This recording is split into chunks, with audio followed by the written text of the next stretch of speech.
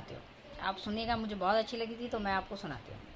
भाई एक जो भालू होता है, बड़ा भालू होता है, वो जंगल में जा रहा होता है तो एक पेड़ के नीचे एक काफ़ी बड़ा लकड़ी का एक डंडा होता है, बहुत बड़ा। लगा लो आप, जैसे पेड़ होता है तो ऐसा ही लकड़ी की एक बहुत बड़ी टहनी होती है, वो लटकी हुई होती है।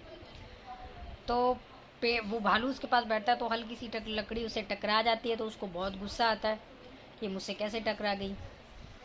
अब उसने क्या किया, उसने पकड़ के वो रस्सी से बंधी हुई थी और उसने पकड़ के उसको ज़ोर से धक्का दिया। तो जैसे उसने उसको धक्का दिया वो ऊपर गई और ऊपर से वो फिर नीचे आई और उसको भालू को लगी बहुत तेज। अब भालू को और गुस्सा आ गया। अब उसने अपनी पूरी ताकत से उसको मारा खींच के, और वो लकड़ी और दूर तक गई।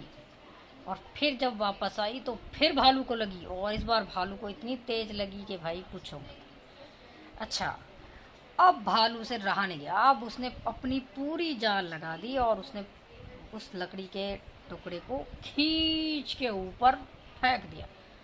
अब भाई वो बहुत ही तेजी से आया और उसको ऐसा लगा भालू को कि वो वहीं मर गया। तो कहानी से शिक्षा ये मिलती है कि उस लकड़ी के टुकड़े में कोई शक्ति नहीं थी कि वो उसको मार सके, भालू को मार सके। लेकिन भालू ने उसको अपनी पावर इतनी दी कि वो वापस आकर उसी शक्ति ने उसको वार किया। तो दोस्तों, जीवन में भी ऐसे कई लोग होते हैं जो आपसे ज़्यादा शक्तिशाली नहीं होते हैं या उनमें बिल्कुल शक्ति नहीं होती है।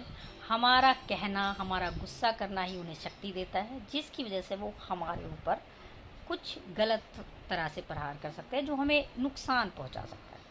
तो इसलिए जितना हो सके अवॉइड कीजिए तो और अपने जीवन में सुखी रहिए।